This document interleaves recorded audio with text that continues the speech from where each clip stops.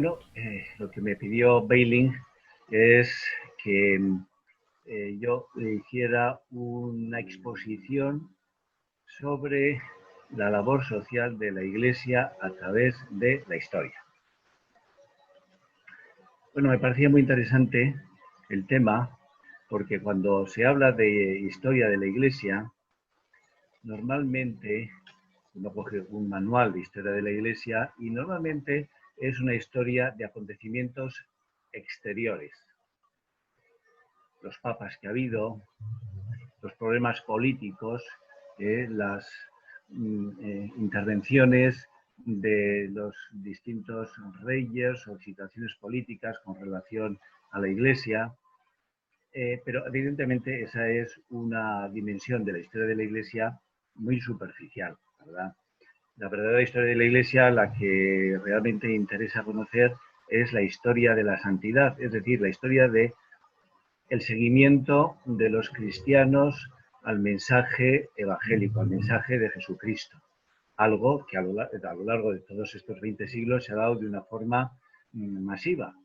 Es verdad que entre los cristianos ha habido siempre cristianos de intensa fidelidad, intenso seguimiento de Jesucristo y otros de muy baja o muy incoherente seguimiento de Jesucristo. Pero lo más interesante efectivamente son aquellos que se han identificado perfectamente con el Maestro, con el Señor, con Jesús. De ahí viene pues las canonizaciones, ¿verdad? La Iglesia nos propone a los cristianos toda una serie de personas, de santos, que son modelo en el seguimiento de Jesucristo. Unos han destacado más en un aspecto, otros más en otro, pero esto es lo realmente interesante. La verdadera historia de la Iglesia es la historia de la santidad. Y bueno, pues habría que hacer una historia de cuáles han sido los hitos de ese seguimiento, fundaciones que ha ido habiendo a lo largo de la Iglesia, como los santos, aquellos que han tenido una identificación mayor con el Señor, con Jesús, han arrastrado, estas son las fundaciones, las órdenes religiosas, distintas instituciones, han arrastrado a muchos otros cristianos para seguir ese camino de imitación de Jesucristo. Bueno, pues esta sería la historia de la Iglesia auténtica. Pero luego hay otra dimensión que me parece que es muy interesante, sobre todo en los tiempos que corren, que es como una de las consecuencias de la imitación, del seguimiento de Jesucristo, pues está la atención que la Iglesia se ha dado siempre a los necesitados, como una de las exigencias evangélicas, como una de las exigencias del seguimiento de Jesús. Bueno, pues esta es una dimensión que me parece que puede estar muy olvidada. A veces se habla, se dice que la Iglesia siempre ha estado aliada con el poder, ¿verdad? Este es uno de los tópicos que con más facilidad, con más frecuencia se pueden escuchar. La Iglesia aliada con el poder. Bueno, pues sí, es verdad que a lo largo de la historia en la Iglesia, los papas, los reyes, pues ha habido distintos tipos de relaciones. Pero eso, como he dicho antes, es muy superficial. La Iglesia siempre ha sentido la necesidad y la obligación de atender a los más necesitados. Y eso ha generado una multiplicidad incontable de iniciativas para poder realizar esa atención. Es lo que yo pretendo exponer aquí en esta sesión, ¿verdad? Eso sucede desde la Iglesia primitiva.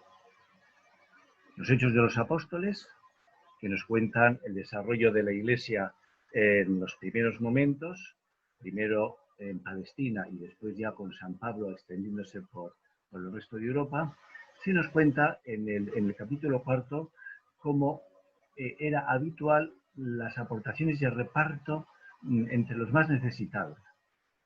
Voy a leer. Los apóstoles daban testimonio de la resurrección del Señor Jesús con mucho valor y se los miraba a todos con mucho agrado. Entre ellos no había necesitados, pues los que poseían tierras o casas las vendían, traían el dinero de lo vendido y lo ponían a los pies de los apóstoles. Luego se distribuía a cada uno según lo que necesitaba.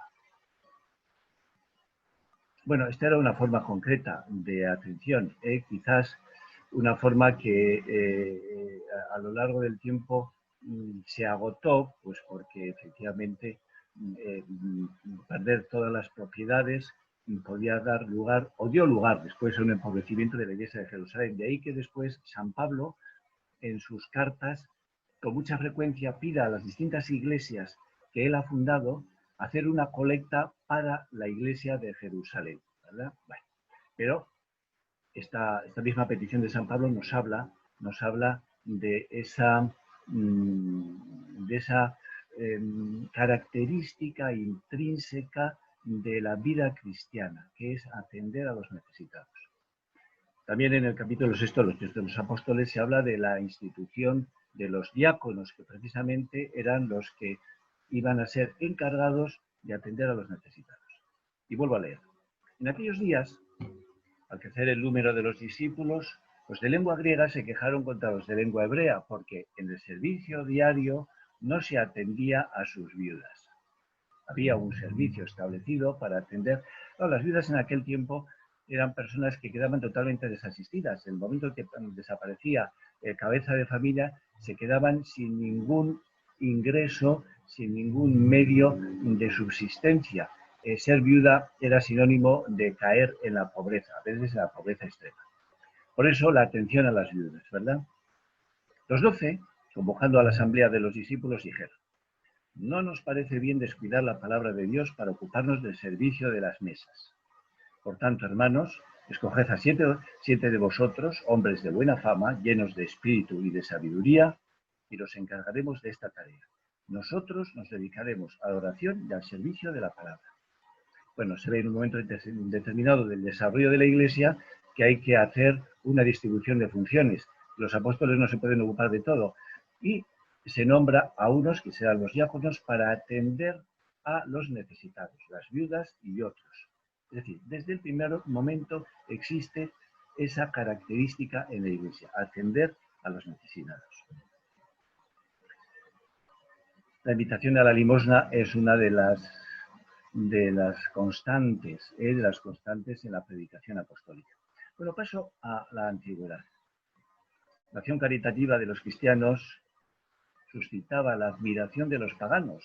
Esto lo dice Tertuliano en el siglo III, en su Apologéticos. Dice cómo los paganos se sentían asombrados de las relaciones, ya no solo de amistad, sino de amor entre los cristianos, de manera que si había alguien que padecía cualquier necesidad, que estaba en cualquier situación, en mala situación, los demás acudían a ayudarle.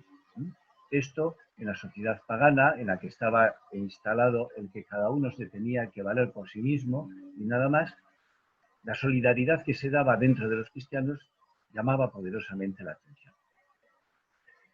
Un poco más tarde, el emperador Juliano el Apóstata, cuando quiso restaurar la antigua religión romana,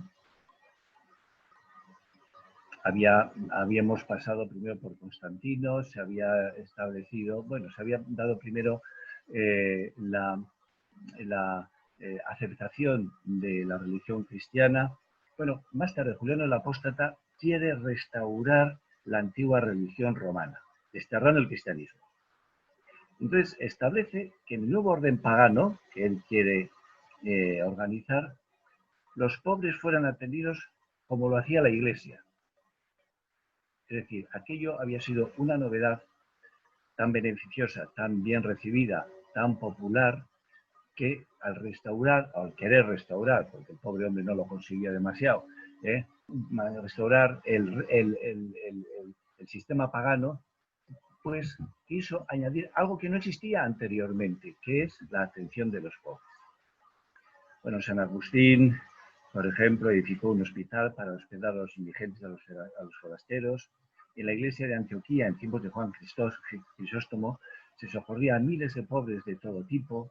Hay testimonios de esto. Pero el complejo asistencial más conocido y mejor dotado fue el que organizó San Basilio en el siglo IV, en las afueras de Cesarea de Capadocia, donde encontraban refugio pobres, enfermos, niños abandonados y toda clase de indigentes. Bueno, no son más que unos ejemplos de cómo la Iglesia, los cristianos desde el primer momento, tomaron como un capítulo esencial, principalísimo de la vivencia de su fe, la atención a los necesitados. No solamente pobres económicos, sino necesitados se incluye enfermos, niños abandonados, todo tipo de necesidades. En la Edad Media, la regla de San Benito, que muere en el 547, establece la acogida de huéspedes y peregrinos en los monasterios de su orden, y esto da lugar a los hospitale pauperum, hospitales para pobres, hospitale peregrinorum, hospitales para los peregrinos. En la gran abadía de Cluny, en alguna época se repartían 300 comidas diarias, tengo recogido ese dato. La regla de San Isidoro determina que 1/3 de los ingresos de los monasterios se destinen a los pobres. Bueno, más adelante van apareciendo las órdenes militares que tienen como función atender, proteger a los peregrinos que van a Tierra Santa. Pero esa protección va dotándose de una función hospitalaria también, es decir, de atender a los peregrinos que muchas veces pues, en su peregrinación, en su camino, enfermaban y necesitaban un alojamiento, ¿verdad? La Orden de San Juan del Hospital, la Orden de Malta, nacida en 1048, para proteger a los peregrinos que iban a Tierra Santa. La Orden Teutónica en el siglo XII para proteger a los peregrinos alemanes. Bueno, todos estos, aunque eran órdenes militares, tienen esa dimensión de atención a las necesidades físicas y sanitarias de los peregrinos. Más adelante surgen órdenes hospitalarias, propiamente hospitalarias. La Orden de San Antonio en 1095, la Orden del Espíritu Santo en 1198, la Orden de San Lázaro de Jerusalén para leprosos en 1255. Bueno, órdenes hospitalarias. Otra iniciativa que surge con el paso del tiempo es la redención de cautivos. A medida que se expande el Islam y realiza razias en el Mediterráneo, ataca y asola las costas de los países cristianos del Mediterráneo, una de las cosas que hacían era coger cautivos para después exigir un pago por la liberación. Entonces surgen, por ejemplo, la Orden de los Trinitarios para la redención de cautivos, la Orden de los Trinitarios de San Juan Mata, de 1213, o la de los Mercedarios de San Pedro Nolasco, en 1249, que tienen un cuarto voto, que es el voto de entregar la propia libertad si era necesario para la redención del cautivo, es decir, intercambiarse por el cautivo, ¿verdad? Redención de cautivos. Un poquito más adelante, siglo XIII, aparecen las órdenes mendicantes. Como veis, voy haciendo un recorrido a vista de pájaro, ¿verdad? No me puedo detener demasiado en cada una de las cosas. Las órdenes mendicantes, franciscanos y dominicos, que viven de limosna, pero que además, como cosa propia suya, promueven la lucha contra la usura, que era una práctica completamente extendida durante la Edad Media. Es decir, préstamos a personas que estaban en una situación apurada, pero con unos exigiendo un 100% en la devolución, un 150% a veces en la devolución, ¿verdad?, del dinero. Y entonces crean los montes de piedad, los llamados montes de piedad, que daban préstamos a interés muy bajo. O también los montes frumentarios, se llamaban así, montes frumentarios, que eran almacén de alimentos para épocas de escasez, de manera que combatían la práctica que se daba entonces y que se ha sido dando siempre, de aprovechar épocas de escasez, los que tienen poder, los que tienen dinero, para hacer acopio de productos que después van a vender a precios exorbitados, ¿verdad? Bueno, pues los montes frumentarios eran esos almacenes de alimentos para después poderlos distribuir en épocas de escasez. Y los montes de piedad, pues eran Aquí en España se llaman, dieron lugar las cajas de ahorro, que eran, sí, instituciones bancarias, pero con, bueno, pues con intereses bajísimos, para dar préstamos para obras sociales y para situaciones de necesidad. Bueno, pues hicieron los mendicantes, aparte de la predicación y aparte de las demás cosas a las que se dedicaron, ¿verdad? Entramos en la Edad Moderna. En la Edad Moderna comienza a producirse un fenómeno que es el crecimiento de las grandes ciudades. Se pasa de una vida rural a una vida concentrada en las ciudades. Eso genera toda una serie de problemas. Uno de ellos es la desatención de niños. Los niños en el ámbito rural, pues con más facilidad eran acogidos. Si fallaba una familia, pues había la familia de al lado que podía hacerse cargo. Pero en las grandes ciudades comienzan a pulular niños abandonados por la calle. Y comienzan a aparecer, en consecuencia, órdenes religiosas con esta finalidad. Por ejemplo, San Jerónimo Emiliani, en 1537, fundador de los Omascos. San Felipe Neri, en 1597, ¿verdad? Que también en Roma realizó pues, una labor inmensa de atención a la infancia y a la juventud abandonada. San José de Calasanz, en 1648, que abrió en Roma una escuela totalmente gratuita para niños pobres. O San Juan Bautista de la Salle, en 1719. Pues, atención de niños abandonados, que es un fenómeno que aparece con el crecimiento de las ciudades. Otra necesidad que aparece en esos momentos pues son las casas para expósitos y huérfanos. La vida urbana provoca mucha promiscuidad, muchos embarazos no deseados y mucho abandono de niños. Entonces, las casas de expósitos son las casas que recogían niños recién nacidos que se despreciaban, que se abandonaban. Por ejemplo, aquí tengo anotado la de Santiago de Compostela, recibía más de 1000 niños abandonados cada año. Si uno piensa en la demografía que existía entonces, que no era muy grande, pues era un fenómeno tremendo, un fenómeno masivo, ¿verdad? Tantos niños abandonados. Otra iniciativa son las casas de madres solteras. Es el mismo fenómeno, pero ya en relación a las madres, ¿verdad? La Hermandad de María Santísima de la Esperanza, en concreto aquí en España surge esto, pero en otros países de Europa también. La atención a las prostitutas, las casas bajo las vocaciones Santa María Magdalena van apareciendo atendidas por religiosas. Las casas para viudas y ancianos, ¿verdad? La vida urbana también hace que desaparezca la protección que se da pues, en el sistema rural, ¿verdad? En el que los ancianos son atendidos por la gran familia, la familia extensa que vive.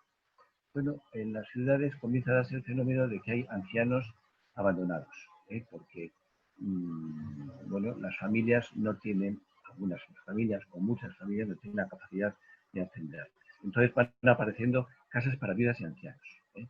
Aquí en España, en concreto, las casas de misericordia. Se llamaban así y eran asilos para personas que no tenían apoyo de su familia. La primera se fundó en Toledo en 1584 y 2 siglos más tarde existían ya en España más de 120, que duplica el número de provincias que han habido después en España. Es decir, que da una idea de hasta qué punto se fue extendiendo esa iniciativa y esa necesidad. Ante esa necesidad de ancianos abandonados, pues la respuesta por parte de la Iglesia para poder atender a esas personas. Otra iniciativa en la Edad Moderna con todo este cambio social de las grandes ciudades, que es el enterramiento de pobres y vagabundos. Gente que fallecía en la calle y no había quien se hiciera cargo de ellos. Entonces comienzan a aparecer hermandades, la Hermandad de la Paz y de la Caridad en Madrid, para enterramiento de pobres y vagabundos, que no tenían quien les proporcionara esa última caridad. Otra iniciativa, atención de dementes. En Valencia, en 1414, el venerable Jofré, mercedario, comienza a recoger a aquellas personas que pululan, que vagabundean por las calles, que son dementes y que son objeto de burla y de malos tratos por parte de gente, de mala gente. Y entonces él comienza a recogerlos. Es el inventor de los hospitales psiquiátricos, ¿verdad? Los hospitales psiquiátricos, como tantas otras cosas, ¿verdad? Es un invento de la Iglesia Católica. Bueno, y después, atención, enfermos ya de todas clases.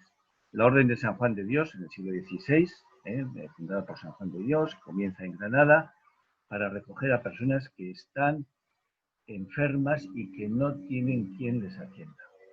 O la Orden de los Ministros de los Enfermos, los Camilos, de San Camilo de Lelis, en el siglo XVI también, en Roma. Luego aparecen toda una serie de religiosos asistenciales. Los más conocidos, o quizás la orden más conocida, son los Paules y las Hijas de la Caridad, fundados por San Vicente de Paul y Santa Luisa de Marillac en el siglo XVII. Sí, las hijas de la Caridad actualmente siguen siendo la orden religiosa con más miembros en toda la Iglesia, ¿verdad? Ahora, los últimos datos yo ahora no los he mirado, no los he recogido, pero hace unos pocos años tenían 40.000 miembros, 40.000 religiosas. Y siempre se han dedicado desde el siglo XVII a la atención de hospitales, asilos, cárceles, niños abandonados, es decir, todo un abanico de necesidades sociales que eran atendidas por estas religiosas, ¿verdad? Por las Hijas de la Caridad y los Paules. Bueno, en el siglo XIX se da una floración de institutos de caridad en relación con una nueva circunstancia, característica social, que es la nueva clase obrera.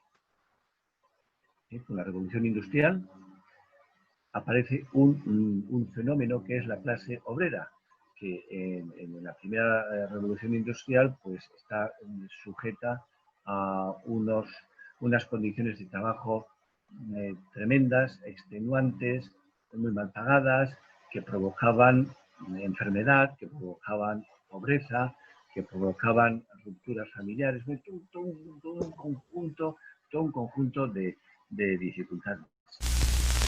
Estábamos en el siglo XIX y estábamos como la primera revolución industrial había generado una nueva clase social, que era la nueva clase obrera, sometida a unas condiciones muy duras de vida, provocando toda una serie de problemas de salud, problemas familiares, todo tipo de problemas. Pues bien, se produce entonces como respuesta a esa situación toda una serie de fundaciones,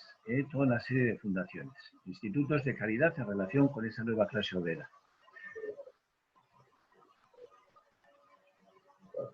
Se calcula que en Europa aparecieron 1 millar de nuevas congregaciones femeninas, muchas de ellas consideradas a los pobres en dispensarios, hospitales, asilos, guarderías para obreros, educación de la mujer, cárceles, es decir, todo el conjunto de consecuencias penosas que había acarreado la revolución industrial. Yo tengo aquí recogidos, ya lo siento, toda una serie de fundaciones que se producen en España o se extendieron a muchos otros países, ¿verdad? Voy a citarlas rápidamente. Hermanas de la Caridad de Santana, 1808, de la Madre Rafols. Hermanitas de los Pobres, 1839, de Juana Hugan. Las Adoratrices de Santísimo Sacramento, 1845, de Santa María Micaela. Las Siervas de María, Ministras de los Enfermos, 1887, de Santa Soledad Torres Acosta. Las Hermanitas de los Ancianos Desamparados, 1873, de Santa Teresa Jesús Jornet. Las Hermanas de la Cruz, en 1875, de Santa Ángela de la Cruz. Luego aparecen toda una serie de religiosos dedicados específicamente a los obreros. Las Hermanitas de la Asunción, Esteban Pernet, las Damas Catequistas, en 1901, de Dolores Rodríguez Opeña, los Salesianos, ¿verdad? Los Salesianos de San Juan Bosco, comienzan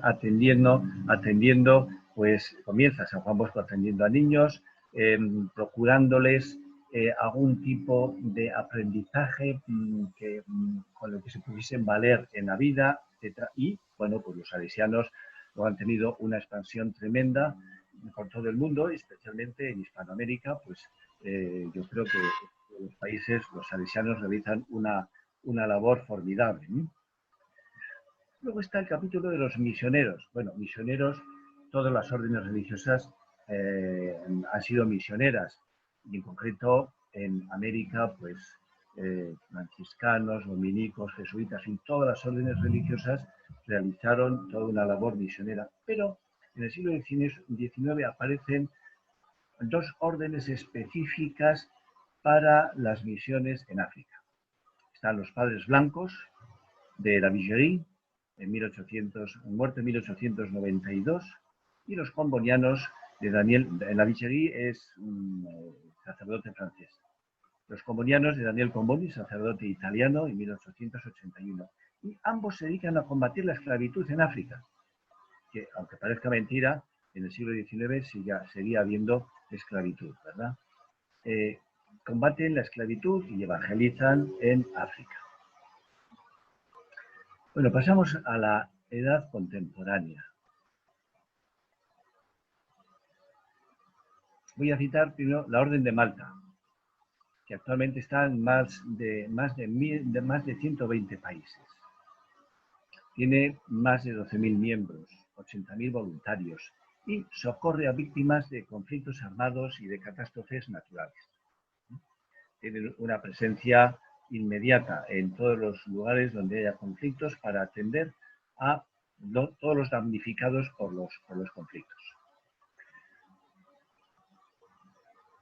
Después de la Segunda Guerra Mundial apareció una institución llamada Ayuda a la Iglesia Necesitada del premostratense holandés Van Straten, llamado popularmente Padre Tocino, porque comienza a ayudar a sacerdotes y fieles alemanes que quedaron bajo el comunismo, enviándoles comida y Biblias. No solamente, primero a los alemanes, después se extiende a todos los países comunistas, ¿no?, que habían quedado tras el telón de acero. De una forma clandestina, pues comienza a realizar esas ayudas. En Alemania, en 1958, se creó la institución Miserio, contra el hambre y la enfermedad en el mundo, que colabora con programas de desarrollo. Y también los obispos alemanes crearon también Adveniat para ayudar a la América Latina. En Roma, en 1968, nace la Comunidad de San Egidio, que es un movimiento de laicos comprometidos en la evangelización y en la caridad hacia los pobres, y está difundido en muchos países. Naturalmente, hay que citar a las misioneras de la caridad de la Madre Teresa de Calcuta, ¿verdad?, que comienzan en la India para atender a los más abandonados de los abandonados, a la gente que permanecía y quedaba tirada por las calles esperando la muerte, porque no había nadie que les prestara ninguna atención. Se dedican a recoger a esos moribundos para darles una muerte digna, para facilitarles una muerte digna, con cuidados y con atención y con cariño, ¿verdad? Bueno, y luego las misioneras de la caridad se extienden ya por todo el mundo, ¿verdad? En los suburbios de los países desarrollados, en situaciones, pues eso, de pobreza y de abandono muy grande. Bueno, habría que citar aquí Cáritas, que es la organización de todas las diócesis, ¿verdad? Todas las diócesis. Yo supongo que en la diócesis de Estelí y en las parroquias de la diócesis de Estelí, pues habrá siempre pues, Cáritas para poder atender a las personas más cercanas que se encuentran en necesidad. Tengo aquí recogido los últimos datos que dio la Santa Sede, por lo tanto son del 2019. No he podido encontrar, curiosamente, cuántos misioneros hay actualmente en el mundo. Sí sé los que tiene España. España actualmente todavía tiene repartidos por todo el mundo 11.000 misioneros, religiosos y sacerdotes. Religiosas, ¿sí? Religiosos y sacerdotes, 11.000. Hasta hace muy poquito tiempo, ahora solamente 5 años, el número era 15.000, pero en fin, como son personas de edad, van disminuyendo. Pero todavía son 11.000 los que España tiene distribuidos por todas partes, por todos los rincones. Una cosa curiosísima, cuando surge un conflicto en algún país, en el último rincón de este mundo, con mucha frecuencia los canales de televisión o los medios de comunicación no tienen mejor recurso, no tienen otro recurso que recurrir a religiosas, cuando quizás miembros de ONGs ya han abandonado aquel lugar por la peligrosidad, porque han entrado en conflicto. Allí sigue habiendo siempre alguna religiosa española a la que se le puede entrevistar para que cuente cómo está la situación. Esto lo hemos visto, aquí en España lo hemos visto muchísimas veces, ¿eh? Y que da la medida de lo que es el espíritu cristiano y la acción de la Iglesia, la acción de la Iglesia. Esto es así. Pero sí he recogido, en cambio, el número de misioneros laicos que hay en el mundo. Son datos del 2019. El número de misioneros laicos en todo el mundo es de 355.800, decía la Santa Sede hace unos meses. Tengo también aquí, forma parte de esos datos, de esa estadística proporcionada por la Santa Sede, los institutos sanitarios y de beneficencia y asistencia en 2019. Los institutos de beneficencia administrados en el mundo por la Iglesia engloban a 5.269 hospitales, 16.068 dispensarios, 15.735 casas para ancianos, enfermos crónicos y discapacitados, 9.813 orfanatos, 10.492 guarderías, 13.065 consultorios, 3.169 centros de educación o reeducación social y 31.182 instituciones de otros tipos. Bueno, vamos a ver, cuando uno lee estas cifras, se hace cargo de lo que es la acción de la Iglesia Católica en todo el mundo. No hay ninguna ONG que se aproxime ni de lejos a lo que la Iglesia Católica hace en el mundo. Creo que esto es muy importante, ¿verdad? Porque desde determinadas instancias de lo que podríamos denominar la cultura dominante, sobre todo en los países occidentales, se da un desprecio, un rechazo y a veces una actitud beligerante con todo lo que tiene que ver con la Iglesia Católica. Todo lo que tiene que ver con lo religioso, pero específicamente y de forma más intensa con todo lo que tiene que ver con la Iglesia Católica. Bueno, la Iglesia Católica realiza una labor imponente en todo el mundo, en todos los países, también en los más desarrollados, también los más desarrollados.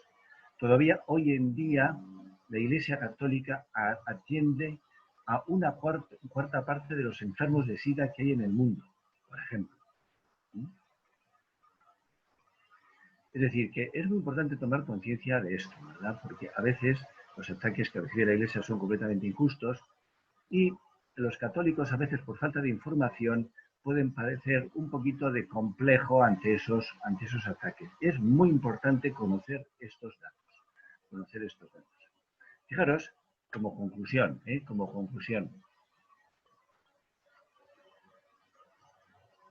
el repaso que he hecho muy por encima a lo largo de la historia viene a poner de manifiesto que cada vez que surge en la historia de los hombres alguna necesidad, algún grupo de necesitados, inmediatamente aparece alguna iniciativa de la Iglesia, de los cristianos, para responder a esa necesidad. Así ha sucedido a lo largo de la historia. Cada vez que ha surgido una necesidad, ha aparecido inmediatamente. ¿Y esto a qué se debe? Bueno, pues esto se debe a que el Espíritu de Jesús, a que el Espíritu evangélico hace interiorizar, hace que los cristianos entendamos que el Señor hizo esto y nosotros lo tenemos que hacer.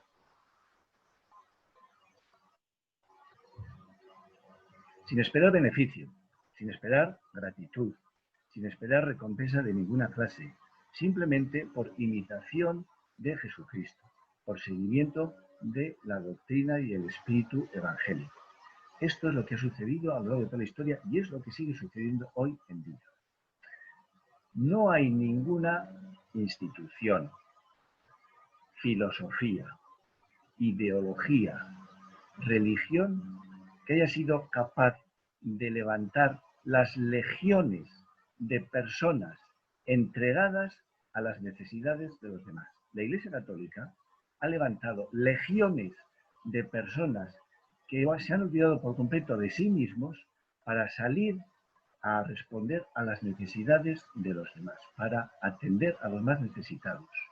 No hay ninguna, vuelvo a repetir, filosofía, ideología, institución, religión, que haya sido capaz a lo largo de la historia de levantar la cantidad de personas dedicadas a atender a los más necesitados.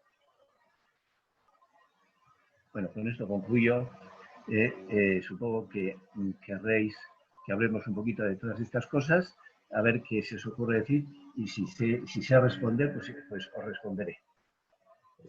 Muy bien, Padre Pachi, muchísimas gracias. Bueno, tienes que explicarles que eso es algo de Padre Pachi, ¿verdad? Porque Padre Pachi... Es que yo estoy aquí del Bueno, país. en la invitación el nombre decía Francisco de la Hija, pero es que aquí, en el País Vasco, a los Franciscos le llaman Pachi. Sí, y yo, pues también me tomo el atrevimiento y le llamo Padre Pachi o Don Pachi. Bueno, sí. Muchísimas gracias por toda esa información. Sí. Y es curioso lo que dice, que esto no sale en los noticieros, no es portada. Y bueno, yo quería preguntarle, el hospital de mi ciudad, Estelí, se llama San Juan de Dios. Sí. Entonces, cuéntenos un poquito más de este gran santo, San Juan de Dios.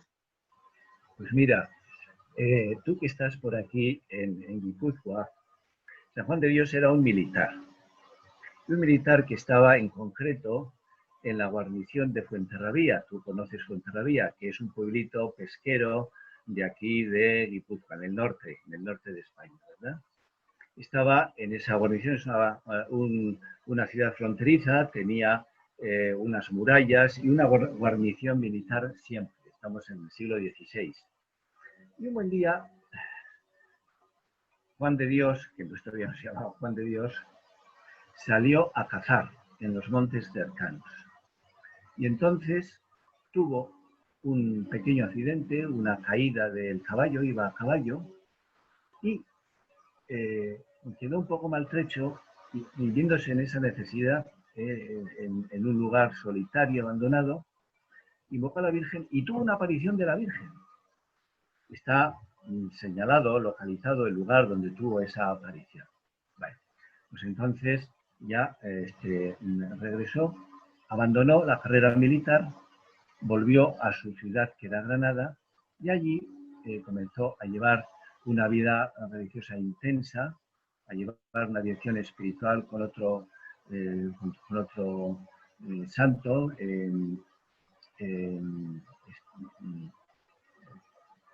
ahora no me va a salir el nombre, San Juan, no me va a salir el nombre, bueno, es lo mismo. Y comenzó como consecuencia de esa vida religiosa más intensa, comenzó a atender a personas que estaban en necesidad en la calle, enfermos. Comenzó a recoger enfermos y comenzó también a ganar adeptos que le ayudaban en esta recogida de enfermos. Y ahí surge una nueva orden religiosa, que es la Orden de San Juan de Dios, y que, bueno, pues está extendida también por todo el mundo, ¿verdad?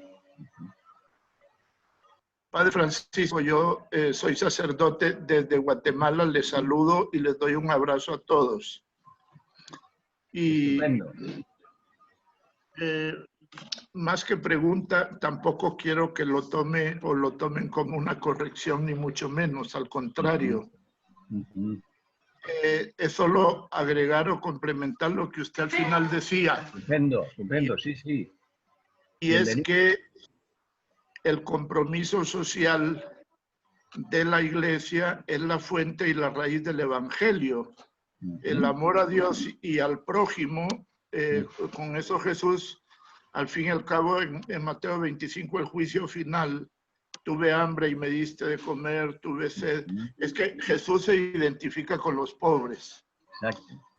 En el siglo XIX, con el nacimiento, con la revolución industrial para la Revolución Francesa y el nacimiento, como bien lo dijo, del capitalismo, que produjo una serie de problemas sociales, de marginación y de exclusión, especialmente con la niñez, surge lo que podríamos decir, nace el cuerpo de la doctrina social de la Iglesia, con la Rerum Novarum.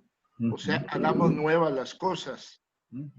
Con el Vaticano II y más propiamente con la última exhortación pastoral de Papa Francisco, la alegría del Evangelio es donde es un llamado al compromiso social, especialmente los laicos, pues primero analizar los signos de los tiempos y desde el Evangelio lo que los signos de los tiempos nos piden, comprometernos en todos los ámbitos del mundo donde los laicos pueden actuar, la política, todos esos actos. Yo espero que contribuya pues esto un poco a la formación de todos, ¿verdad? Más Desde que preguntas, quería Desde colaborar luego. desde América Latina y bueno, participo aquí en la Arquidiócesis de Guatemala de la Pastoral Social Arquidiocesana. Entonces quería dar ese aporte también, don Francisco, y un saludo aquí para usted y mi respeto. Muy bien.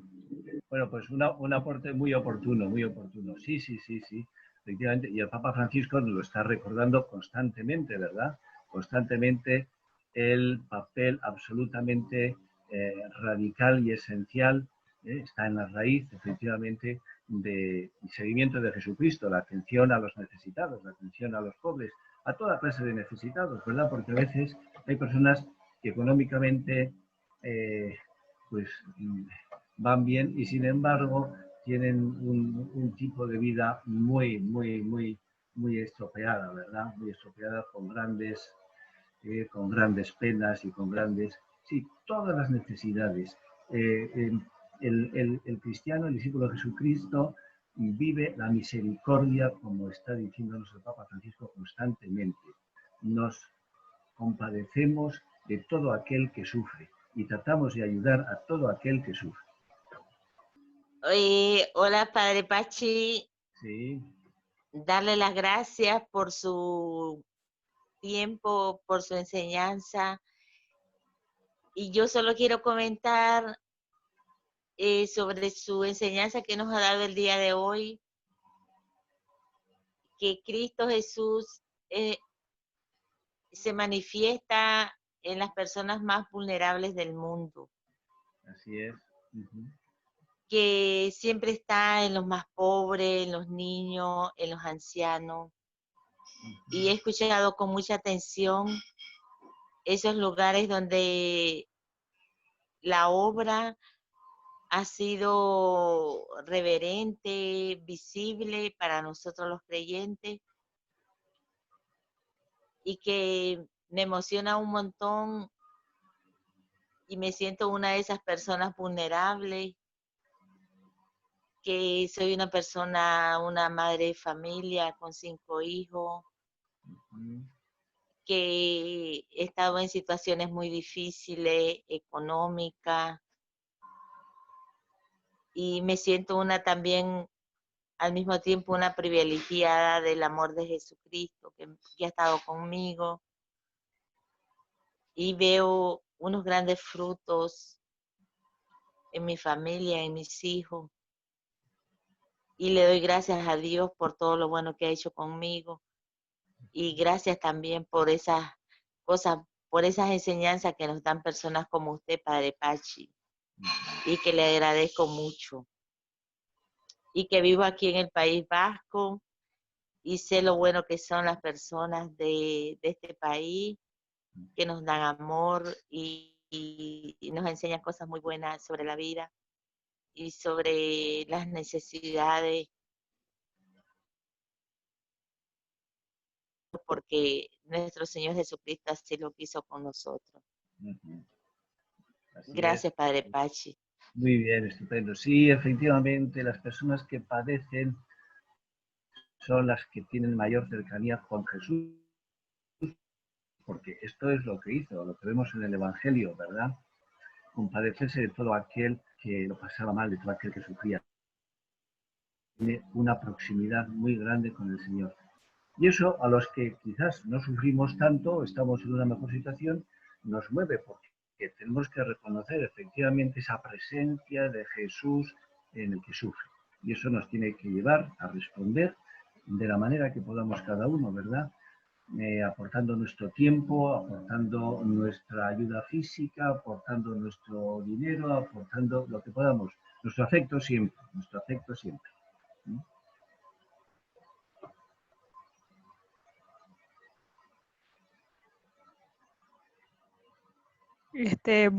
Hola. Hola.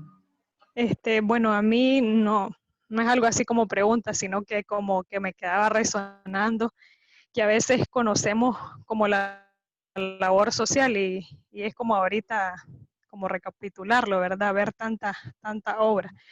Pero yo digo que a veces como jóvenes nos falta como involucrarnos. Yo digo desde lo sencillo, desde conocer desde nuestra parroquia cuáles son las diferentes comisiones, la de salud, la parte social. Entonces yo como jóvenes a veces ni siquiera nos damos a la tarea de conocer esas comisiones o quizás qué podemos aportar. A veces no es tanto el dinero, sino como la disponibilidad, el organizarnos y estar como atentos y podemos, o sea, el descubrir que podemos hacer algo, pues. Pues sí, bueno, yo creo que una conclusión que se podría sacar hoy de esta sesión que hemos tenido es efectivamente, si tantas personas a lo largo de la historia, tantos seguidores de Jesús se han involucrado con tanta intensidad, se han involucrado de una forma completa, la pregunta es, ¿qué es lo que puedo hacer yo? Y quizás acudir a la parroquia, ¿verdad? Para tomar contacto, para ver qué iniciativas hay, qué cosas están funcionando, en las que yo podría intervenir, en las que yo podría ayudar un poquito. Ojalá de esta charla salga esa decisión de involucrarse un poquito más en la labor social que realiza la Iglesia, en concreto a través de las parroquias o quizás a través de, bueno, de órdenes religiosas. En la Iglesia hay muchas iniciativas. Y es bueno, efectivamente, primero conocerlo, hay que acercarse y conocerlo. Y de ahí saldrá seguramente el deseo de poder aportar el granito de arena que cada uno podemos aportar. Bueno, yo quería agregar como comentario final que yo creo que tenemos muchísimos motivos para sentirnos orgullosos de pertenecer a la Iglesia de Jesucristo y que, como dijo Tania, todos nos tenemos que involucrar. Y ya escuchamos que hay muchísimos misioneros en el mundo y nosotros estamos llamados también a ser misioneros. Y nuestra parroquia, nuestro barrio, nuestro hogar es tierra de misión. Y también dijo Hugo el papel importante de los laicos. Entonces, cambiar la sociedad y mejorar el mundo, que también es creación de Dios, no es solamente tarea de los sacerdotes y de los religiosos y religiosas, es tarea de cada uno de nosotros. Y por ese bautismo que recibimos estamos llamados a asumir ese compromiso concreto en la sociedad, de ser buenos estudiantes, buenos trabajadores, de ser honrados, de ser honestos, y de dar, todos tenemos algo que dar, de sacarnos ese chip de víctimas y de pasarnos al otro lado, de las personas que aportan soluciones. Y todos tenemos algo que dar, sobre todo el tiempo, lo más valioso, dedicar tiempo a los demás. Y bueno, Padre Pachi, muchísimas gracias por su tiempo, por esta charla maravillosa que hemos recibido. Bueno, pues yo estoy muy contento de haberlo podido hacer y de haber podido estar con todos vosotros. Muy bien, Padre Pachi, muchísimas gracias. Buenas noches, jóvenes, y nos vemos el otro sábado. Bendiciones. Muy Padre bien. Pachi, ¿sí nos puede dar la bendición, por favor? Sí, sí. Para todos los que habéis estado escuchando y para todos los que habéis seguro recibido una luz del Espíritu Santo, un impulso del Espíritu Santo, la bendición de Dios Padre, Hijo y Espíritu Santo que os acompañe siempre y os impulse en vuestra vida cristiana. Así sea. Así sea. Buenas noches, Padre Pachi, y buenas tardes para ustedes en Nicaragua.